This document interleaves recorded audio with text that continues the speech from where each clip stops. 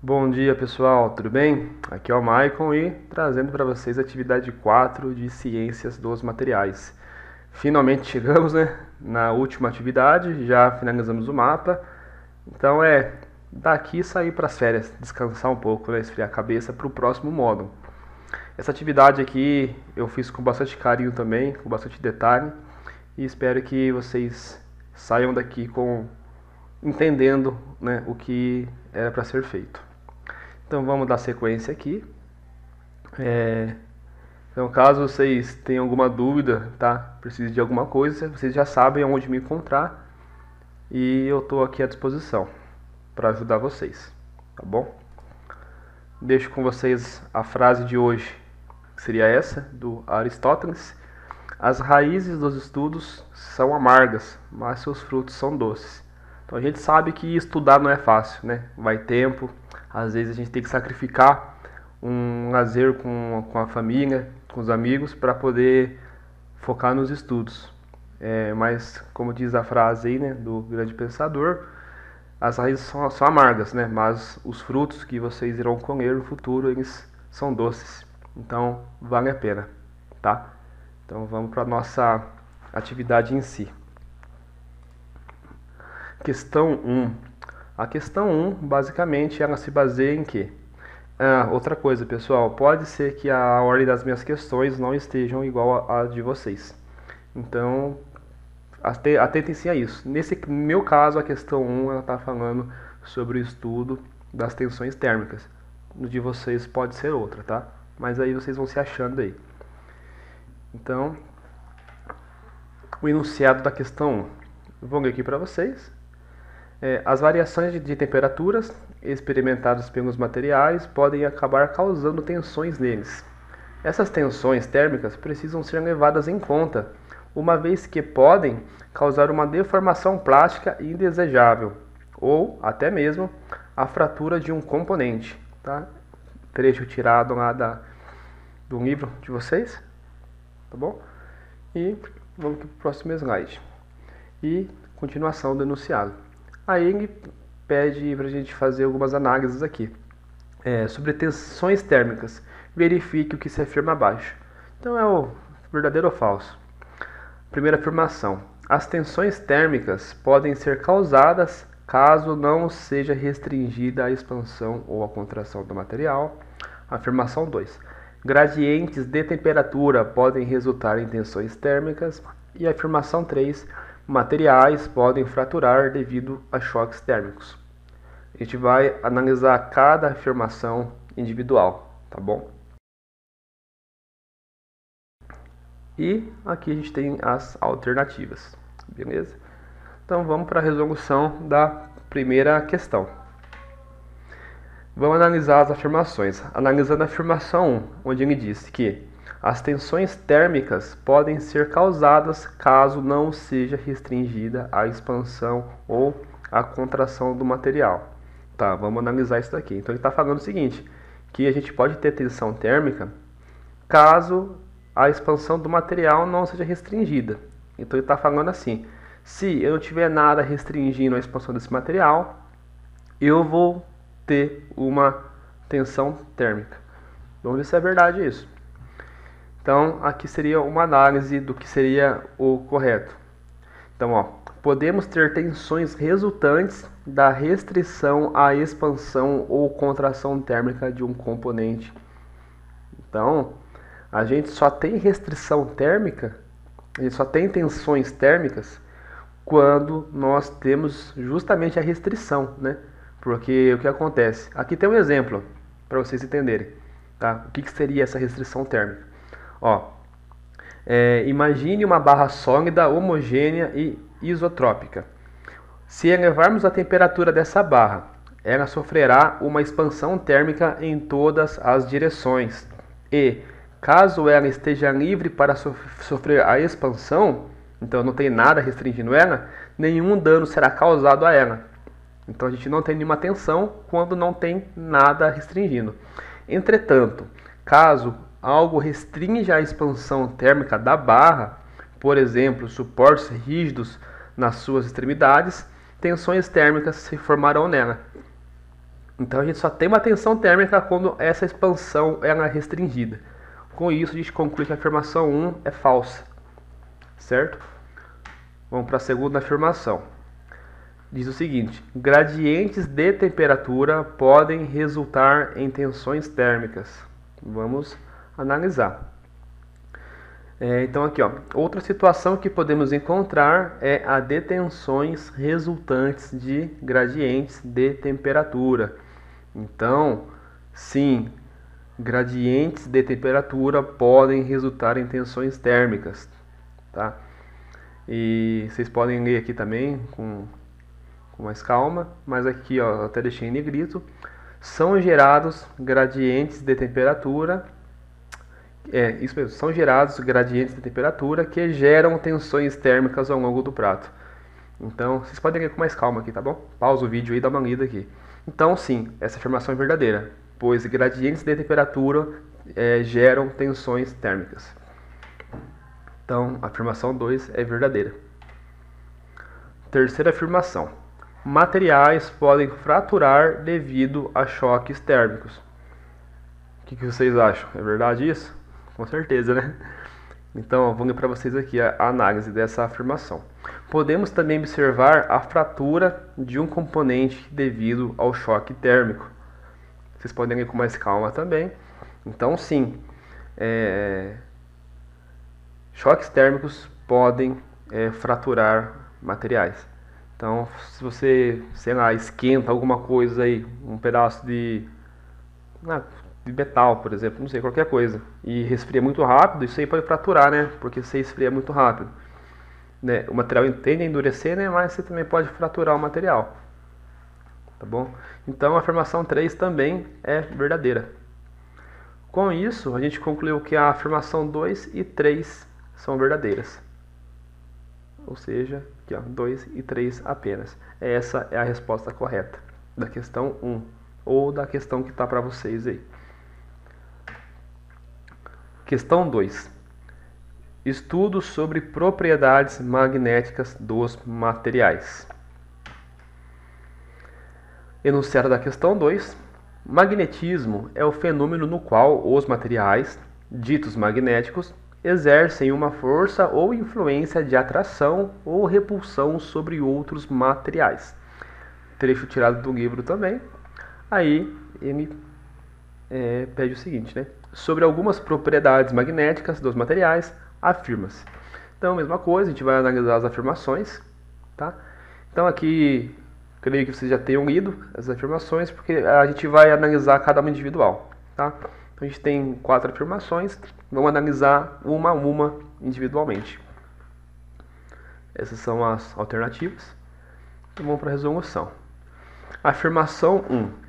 Materiais diamagnéticos, magnetismo não permanente, apresentam campos magnéticos que persistem apenas enquanto um outro campo magnético está sendo aplicado. Vamos fazer aqui a análise para ver se é verdadeiro ou falso. Então, deixa eu achar aqui para vocês onde que a gente já consegue matar. Aqui, ó. A gente pegar daqui em diante, ó. Esses materiais são chamados de diamagnéticos, que é uma forma de magnetismo não permanente que persiste apenas enquanto um campo magnético está sendo aplicado. Então, é igual está aqui, tá vendo? Apresentam campos magnéticos que persistem apenas enquanto um outro campo magnético está sendo aplicado. Com isso, a gente avalia que a afirmação 1 é verdadeira, pois os materiais que não têm esse magnetismo permanente, eles só persistem quando a gente tem um outro campo sendo aplicado. Então, a afirmação 1 é verdadeira. A afirmação 2. O diamagnetismo é uma forma muito fraca de magnetismo, que ocorre quando um campo magnético causa uma mudança no movimento do orbital dos elétrons do material, gerando um pequeno campo em mesmo sentido que o aplicado. Cuidado nessa afirmação aqui, hein? Eu vou trazer para vocês a análise, né, correta dessa afirmação. Seria essa daqui, ó. O diamagnetismo é uma forma muito fraca de magnetismo, até aqui está correto, que ocorre quando um campo magnético causa uma mudança no movimento do orbital dos elétrons do material, correto, gerando um pequeno campo oposto. Então é oposto. Aqui ele diz que gera um pequeno campo em mesmo sentido. Então essa frase aqui invalida essa afirmação. Então é falsa, pois quando isso acontece, o campo gerado é o oposto e não é no mesmo sentido, tá bom? Então a afirmação 2 é falsa. Afirmação 3.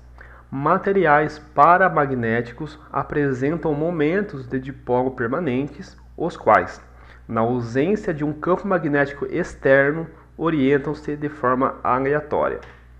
Vamos analisar essa afirmação. Então, análise. Apresentam dipolos permanentes e também sofrem uma magnetização fraca quando submetidos a algum campo externo. Aqui vem o que mata a questão, né? A afirmação. Mata não, né? Confirma ela. Então, na ausência de um campo magnético externo, orientam-se de forma aleatória. Então, a afirmação 3 é verdadeira, tá? É verdadeira. Essas afirmações, essas análises, pessoal, eu estou tirando de um livro, tá? Então, pesquisa na internet, né? Estudando um pouco e puxando algumas coisas de um livro, vocês conseguem encontrar esses trechos, tá? Esses fragmentos. Afirmação 4. Os materiais ferromagnéticos são caracterizados por exibirem magnetizações muito grandes, espontâneas e que persistem mesmo na ausência de um campo magnético. Então, vamos fazer a análise dessa afirmação. Os materiais ferromagnéticos são materiais magnéticos que apresentam uma forte magnetização. Então, está correto até aqui. Quando submetidos a um campo externo, que se mantém mesmo que o campo cesse. Tá? Os materiais ferromagnéticos são caracterizados por exibirem magnetizações muito grandes, espontâneas e que persistem mesmo na ausência de um campo magnético. Igualzinho está aqui, ó, tá vendo? Então a afirmação 4 também é verdadeira. Com isso, nós concluímos que a alternativa correta seria a 1, 3 e 4 apenas. Verifiquem aí e respondam, pessoal, corretamente, hein? Cuidado. A gente vai para a questão 3. Essa daqui é um pouquinho mais chata porque tem um pouco de cálculo aí. Então a gente vai ver bem passo a passo, vocês vão ver que é bem sossegado de resolver. Então, o enunciado da questão 3, ele fala aqui do molibdênio, né? É um mineral que se faz presente em pequenas quantidades no organismo humano e a presença desse nutriente é importante porque ele participa de reações como cofator de enzimas. Por exemplo, é necessária a presença de molibdênio para oxidar o enxofre, que é um componente de proteínas. Com isso, a gente tem aqui a continuação e diz o seguinte: o molibdênio possui uma estrutura cristalina cúbica de corpo centrado, um raio atômico de 0,1363 nanômetros e um peso atômico de 95,94 gramas por mol. Aí ele pede para calcular a massa específica teórica. E aqui são as alternativas. Perceba uma coisa, a gente está aqui, ó, trabalhando com gramas por centímetro cúbico. Então essas unidades aqui, ó, a gente vai ter que jogar para centímetro. Aqui está em grama por mol já, beleza? Mas o raio tem que converter para centímetro, tá? Para a gente cair nessa unidade aqui. Então vamos para a resolução. Bem tranquilo, bem passo a passo. O que a gente tem até o momento? O enunciado nos deu 3 informações, basicamente. O raio, a massa atômica, né? Esse valor, e nos falou qual é o tipo de estrutura, que é CCC, cúbica de corpo centrado. Então foram 3 informações. E com isso, quais fórmulas a gente vai utilizar? No geral, são essas fórmulas aqui que eu trouxe para vocês. Essa primeira fórmula é justamente a fórmula para calcular a massa específica teórica. Então, a gente vai usar ela só no final. Mas teremos que calcular o fator de empacotamento atômico, que é essa fórmula, onde o A, que está aqui embaixo, é igual a isso. O V átomos aqui, ó, o A saiu meio bugado, mas O V átomos é isso, o volume célula é isso, e o restante a gente vai calculando aqui durante a resolução. Tá? Mas no geral são essas fórmulas. Vai aparecer uma ou outra ali para vocês. Então vamos lá. Vamos fazer um passo a passo. Qual que é o primeiro passo? Pessoal, o primeiro passo, antes de tudo, é calcular o fator de empacotamento atômico. Esse valor normalmente é tabelado, mas a gente vai calcular aqui na mão, para vocês verem como calcula. A gente já fez alguns cálculos nas aulas passadas, né, desse fator de empacotamento, então acho que não vai ter muito segredo. Então, qual que é a fórmula? A fórmula é essa, do FEA, né, que é número de átomos que contém a célula unitária, já vou mostrar aqui, multiplicado pelo volume dos átomos dividido por A ao cubo, onde o A ao cubo se dá por aquela expressão que eu mostrei para vocês aqui. O A ao cubo não, o A é esse cara aqui, então é tudo esse cara aqui elevado ao cubo. E como que a gente calcula o número de átomos? Deixa eu explicar para vocês. Aqui eu trouxe a célula unitária CCC, cúbica de corpo central. Eu preciso calcular quantos átomos eu tenho nessa célula unitária. De cara, eu sei que eu tenho um átomo, tá vendo aqui dentro? Inteiro, tenho um átomo. Porém, nas extremidades, eu tenho 4 partes. Então, vamos lá. Cada parte desse daqui, ó, corresponde a 1/8 de um átomo, certo? Você tem um átomo, você partiu ele em 8 pedaços. Estão vendo? Então, são 8 pedaços. É um átomo partido em 8. Então, é 1/8 de átomo, vezes quantos pedaços? Ó, eu tenho 1, 2, 3, 4. 1, 2, 3 e o 4 que está aqui atrás, está escondido. Então, é 1/8 vezes 8 partes. Então, quando eu faço isso, ó, e mais 1, por que mais 1? Esse 1 aqui é o átomo inteiro que está aqui dentro. Então, eu tenho um átomo inteiro mais 8 partes de um átomo, certo? Na hora que eu faço essa conta vai dar 2. Por quê? Vamos lá. Se esse daqui corresponde a 1/8 do átomo, faz de conta que você está montando esse quebra-cabeça aqui, ó. Se eu pegar essas faces aqui e juntar uma na outra, eu vou formar meio átomo aqui em cima, tá vendo? E aqui embaixo também. Então, na hora que eu somo esses pedaços aqui, ó, eu tenho um átomo com mais um átomo no centro. Então, eu tenho 2 átomos no geral aqui dentro. Um átomo inteiro e um outro átomo partido em 8 pedacinhos. Então, a soma dá 2. Tranquilo, né? Aqui não tem segredo. E o valor de A é esse cara. Então, a gente vai pôr aqui no lugar. Tá bom? E o volume de átomos, que é esse cara aqui, é essa fórmula. Então, é tudo fórmula. 4πr ao cubo dividido por 3.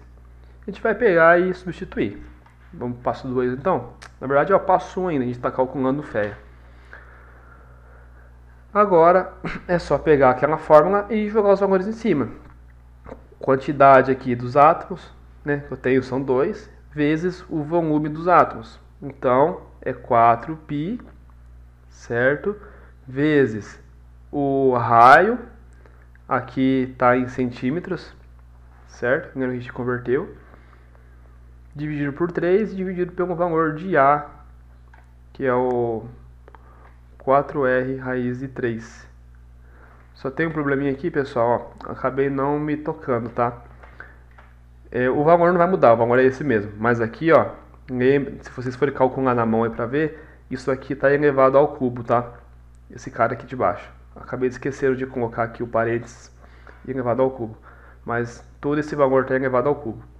O valor vai dar esse mesmo, tá? Eu só esqueci mesmo de pôr aqui o parênteses e elevar ao cubo para vocês. Tá bom? Então, se vocês forem calcular na mão aí, façam a conta aqui, mas não se esqueçam de levar isso aqui ao cubo. E o resultado vai ser 0,6802. Guardem esse valor que a gente vai usar ele no futuro. Segundo passo. Nesse segundo passo, a gente vai calcular o volume de átomos em uma célula CCC.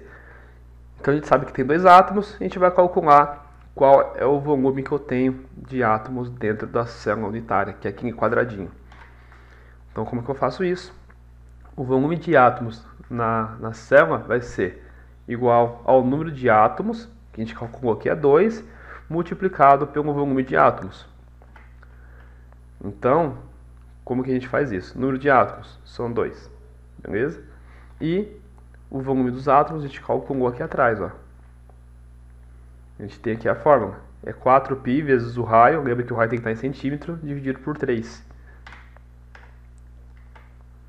Então, tá aqui, ó. É o número de átomos multiplicado aqui pelo volume que a gente calculou. Tá bom?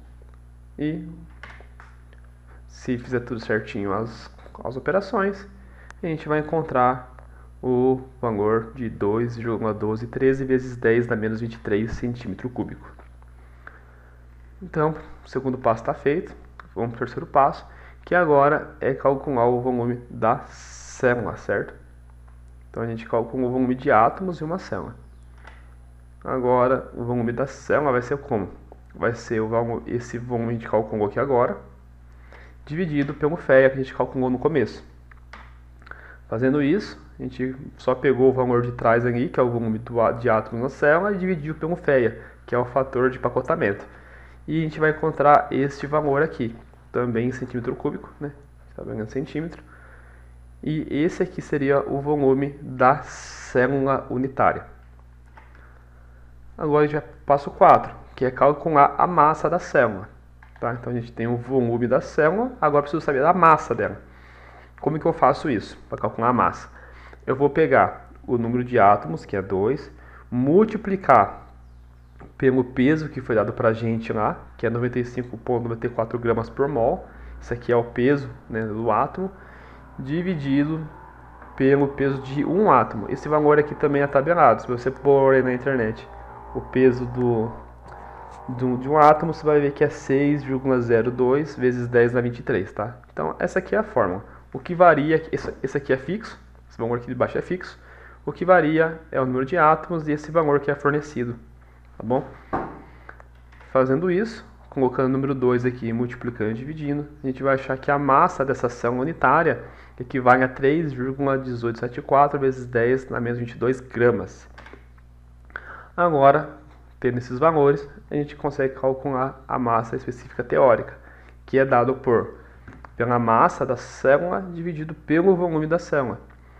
Então, fazendo essa divisão, né? Então a gente tem gramas em cima e centímetro cúbico embaixo, dividindo um pelo outro, a gente vai encontrar que a massa específica teórica vale 10,22 gramas por centímetro cúbico. Olhando aqui as alternativas, é a última. A, B, C, D, E. Certo? Vamos para a questão 4, então.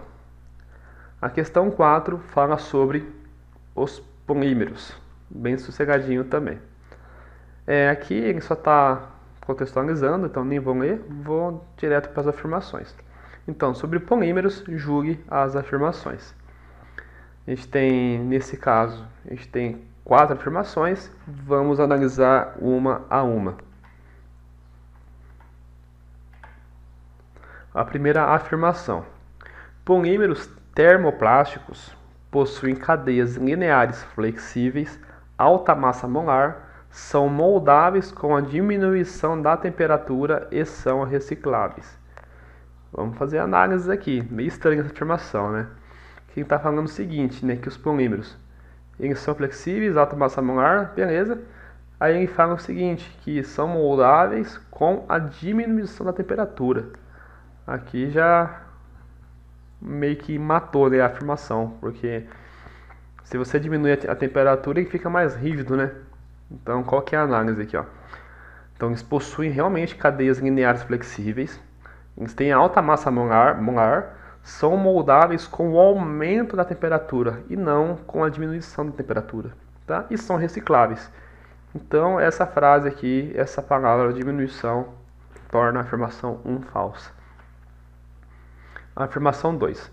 Polímeros termofixos possuem estrutura molecular tridimensional rígida, baixa massa molar, são resistentes ao aquecimento e são recicláveis.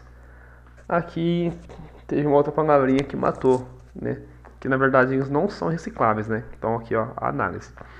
Então, realmente, possuem estrutura molecular tridimensional rígida, é verdade. Possuem baixa massa molar, é verdade. São resistentes, fixos ao aquecimento, é verdade.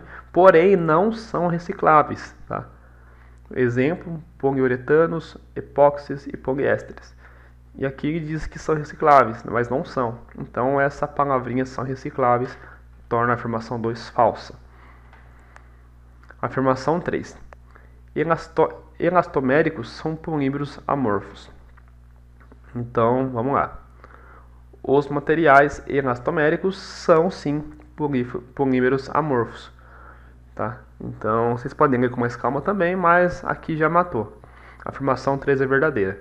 Quem só afirma isso daqui e isso daqui realmente é verdade. São polímeros amorfos. Então, a afirmação 3 é verdadeira. Afirmação 4. Fibras e adesivos são exemplos de polímeros. Pessoal, isso aqui também é verdade. Até deixei para vocês aqui a referência. Está lá na página 272 do livro. Que diz que sim, as fibras e adesivos eles estão lá nas classes dos polímeros. Tá bom? E adesivo é um polímero que une outros polímeros, né? Caso vocês se interessem, podem puxar lá na página 272 e se aprofundar mais ao assunto. Então, isso daqui é verdade. Com isso, a gente vê aqui apenas a afirmação 3 e 4, né, as duas últimas, que são verdadeiras. Questão 5, aqui entra um assunto que eu gosto bastante, que é elétrica, né, mas aqui é bem básico, tá? É a lei de Ohm, é bem básico. Então, não tem muito segredo. Podem ler com calma aí, mas isso daqui não ajuda nada para resolver muito a questão. O que importa estão aqui, né? São as afirmações. São 4 afirmações, vamos analisar uma a uma individualmente. Em um sistema pelo qual passa uma corrente de 1 ampere, possuindo resistência de 2 ohms, a diferença de potencial será D. Como que a gente faz isso, pessoal? Para a gente calcular a lei de Ohm, basicamente é dada por VRI, onde V é a tensão, R resistência, I é corrente. Então V é igual a RI, ou simplesmente VRI. E esse VRI a gente pode trabalhar ele para encontrar a corrente, a gente pode encontrar a resistência, a tensão. Tensão é conhecido por tensão mesmo, diferença de potencial, DDP, então são nomes que a gente tem para tensão. Não é voltagem, tá? É tensão. Então, para esse caso, a gente quer saber o seguinte: se ele está falando para a gente que se a corrente for de 1 ampere e a resistência for de 2 ohms, a tensão nesse circuito vai ser de 2 volts. Simplesmente pego 2, que é a resistência, boto um guarda R, vezes 1 ampere, que é a corrente. A tensão nesse sistema, nesse circuito, vai ser de 2 volts. Então, a informação é verdadeira. Bem simples, né? Afirmação 2. Em um sistema pelo qual passa uma corrente de 5 amperes, possuindo resistência de 5 ohms, a diferença de potencial será de 1 volts. Aqui dá para ver que está errado. Porque assim, ó, a tensão ela é proporcional, ela é diretamente proporcional, nesse caso aqui, com a corrente, né? Ou a resistência, porque assim, quanto maior for a corrente nesse circuito, maior é a tensão. Quanto maior for a resistência, também é maior a tensão. Porque você pensa lá numa torneira, né? Você tem uma pressão de água vindo, se você deixar, pensa uma mangueira essas mangueiras de quintal. Tá vindo água, se você tampar um pouquinho o orifício da mangueira, você vai aumentar a tensão ali, certo? A água vai sair mais forte. Então você vai ter um aumento ali de tensão. E ao contrário também é verdade. Se você aumentar muito a corrente de água com o orifício pequeno, você vai ter uma tensão maior também, tá? Então, elas são diretamente proporcionais, tá? Então, se a corrente ou a resistência aumenta, a tensão também aumenta. Então, não tem como dar né? Então, qual que é a fórmula? Mesma coisa, VRI, onde agora a resistência é 5 e a corrente é 5. A tensão desse circuito seria de 25 volts e não de 1 volt. Então a afirmação 2 está falsa. Tá? Afirmação 3. Em um sistema pelo qual passa uma corrente de 4 amperes, possuindo uma diferença de potencial, lembra que isso aqui é a tensão, de 10 volts, agora a gente quer saber a resistência. A gente está falando que a resistência nesse caso vai ser de 2,5. A fórmula é a mesma, só que agora a gente vai isolar a resistência. A gente vai passar o I lá para o outro lado dividindo. Então vai ser que a resistência é igual a tensão pela corrente. Então a gente, a tensão agora é 10, o R é R mesmo, a gente quer encontrar, e a corrente é 4. Eu passo o 4 lá para o outro lado dividindo, fica que R é igual a 10 sobre 4, ou seja, a resistência para esse circuito vale de 2,5 ohms. Então a afirmação 3 é verdadeira. E a última afirmação, em um sistema submetido a uma DDP. DDP é diferença de potencial ou simplesmente tensão. De 7 volts, possuindo resistência de 14 ohms, a corrente será D, 2 amperes. Agora a gente quer saber a corrente. A fórmula é a mesma, a diferença é que agora a gente não tem a corrente. Eu tenho a tensão que é 7, eu tenho a resistência que é 14, vou passar esse 14 multiplicando, dividindo 7. Eu vou encontrar uma corrente de 0,5 amperes. Então a afirmação 4 é falsa. Com isso a gente concluiu que a correta seria apenas 1 e 3. Beleza, pessoal? Não tem segredo, né? Foi bem tranquilo essa atividade. E espero que vocês tenham entendido, tenham gostado. Caso tenham dúvidas, podem mandar mensagem, pode me chamar. Concluímos mais um módulo, mais uma disciplina. Agora só ano que vem, né? Que vai voltar. Caso vocês precisem da minha ajuda, do meu apoio para o próximo módulo, tá, pessoal? Por favor, me avisem com antecedência. Para valer a pena tem que ser um grupo razoável de pessoas, porque se vocês olharem aí o valor que a gente faz aqui, né, é bem menor do que os que a gente vê sendo cobrado por aí. E me mandem uma mensagem lá, me falem quais matérias vocês têm interesse, tá bom? Que a gente está aí para ajudar vocês. Eu já estou com o pessoal aí de cálculo 2, mas se surgir mais alguma disciplina aí, me avisem que eu vejo aí a disponibilidade, tá bom? Então, pessoal, no mais é isso. Caso precisem de alguma ajuda, só me chamarem no WhatsApp, tá bom? Então, um abraço, bons estudos, boas férias, Feliz Natal, um Feliz Ano Novo para todos. Que Deus abençoe e, mais uma vez, pessoal, muito obrigado pelo apoio e pela ajuda de sempre, tá bom? Fiquem com Deus e até a próxima. Fui.